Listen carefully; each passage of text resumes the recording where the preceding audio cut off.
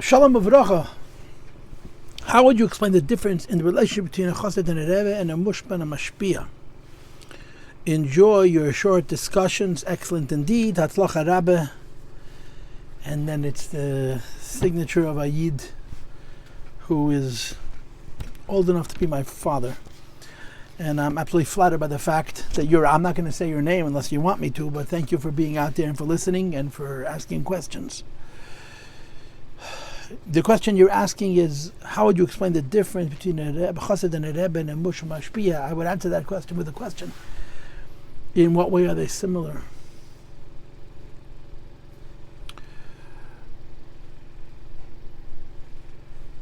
In Chassidus, there's a discussion called Oyer v'Shefa. And Rabbi Yossi Paltiel talks about it a lot in his teachings.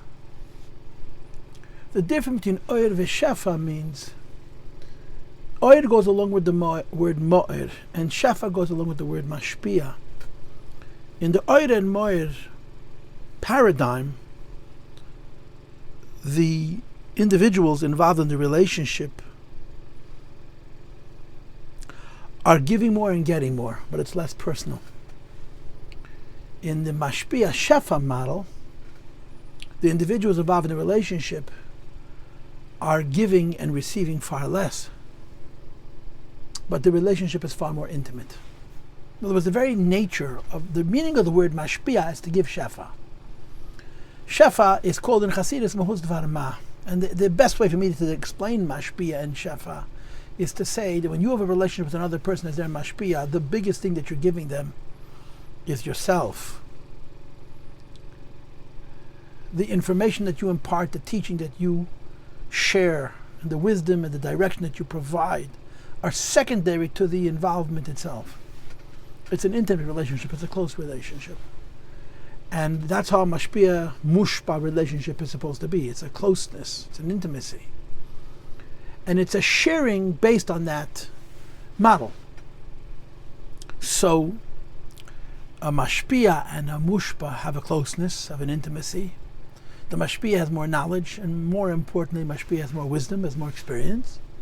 And he shares with his Mushpa from a place of intimacy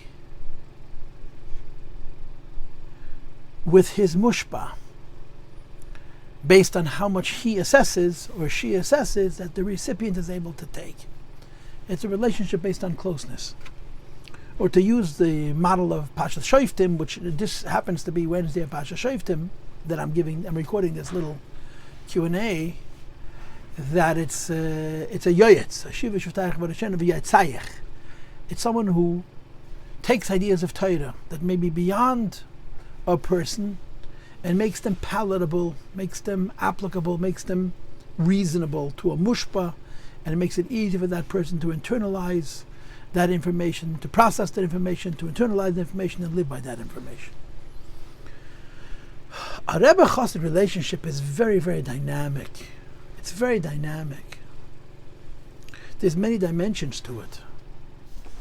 In Likutei Deburim, on page Nun, Daf Nun Amud Al, page 99, the previous Rebbe says that in the relationship between Rebbe and Chassid, there's 4 levels. Rav and Talmid, which is like Mashpia and Makabel, which is what was discussed before. Then there is Hiskachus and Dveikus, which is a neshama thing, a spiritual thing. Then there is like Av and Ben, a father and a son, and the 4th is like Moed and Er, the source of light and light.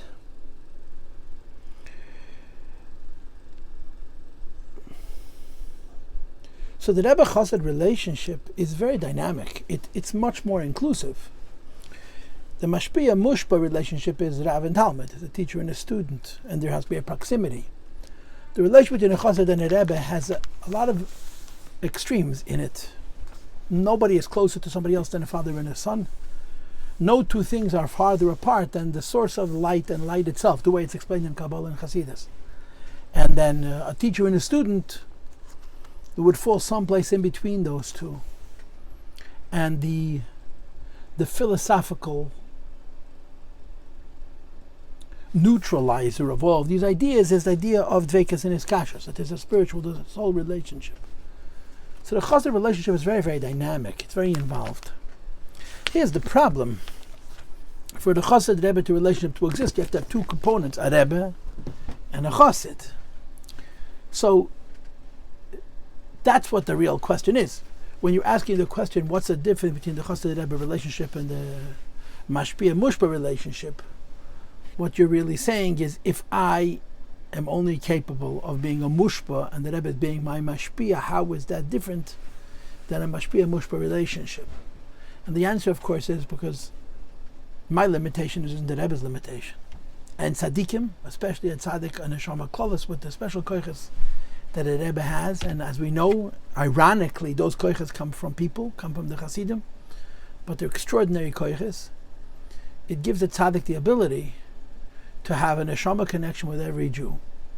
Like the Pidyon Nefesh from the Baal Shem Tov, where he writes that I hope to lower myself to the lowest Jew and schlep him out of the deepest shmutz and bring him back to the Eibishter, because there's a neshama connection.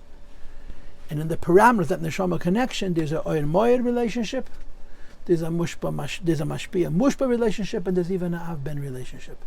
There is a love like a father and a son. There's a remoteness and a distance like the source with a capital S from what radiates from the source. And there is a closeness like a teacher and a student. Now, to properly develop this will take far more time than we have in what's allotted for a Q&A. So I'm just going to have to leave this as it is. But I'm going to close with one final point. And the final point I want to close with is that one of the things we learn about the Chassid Rebbe relationship as we get older is the idea that the greatest thing we do for ourselves in our relationship with the Rebbe is serve. It's not take, but give. I guess you could call that a Chabad idea. We don't believe in Atikri Yechya Eli Yechaya. We believe in Tzad B'Benasa Yechya. Each Yid has to do his own work, like the Rebbe said in the very first Fabrengen. Right after he said the Maimer Basa Legani Achei Temimim in 1951 in Tafshin Ralph, he spoke a short Sikha in the same tone as the Maimer itself, and it started with the words Ister Herzachain Yidden. It's printed in the Likutei Sichos Chelik Beis in the Esophagus, edited by the Rebbe himself, and he writes that the Rebbe is prepared. The Rebbe says, I'm prepared to do what I need to do, but don't think that I'm doing it for you. I'm going to help you, but the work you have to do yourself. And as we get older, and we get wiser, and we get humbler, and our chitzonius gets weaker, and our pnimius gets stronger, we learn more and more, not just how important the Chassid Rebbe relationship, but how deep it is. And the deepest depths of that relationship show themselves in serving, in what we call in our culture, giving the Rebbe a little nachas ruach. And it enhances the hiskashus and the dveikus, and it reveals more the av and the ben, not just from the side of the av, but also from the side of the ben. It reveals more of the Rav and Talmud, not just from the side of the Rav, but also from the side of the Talmud.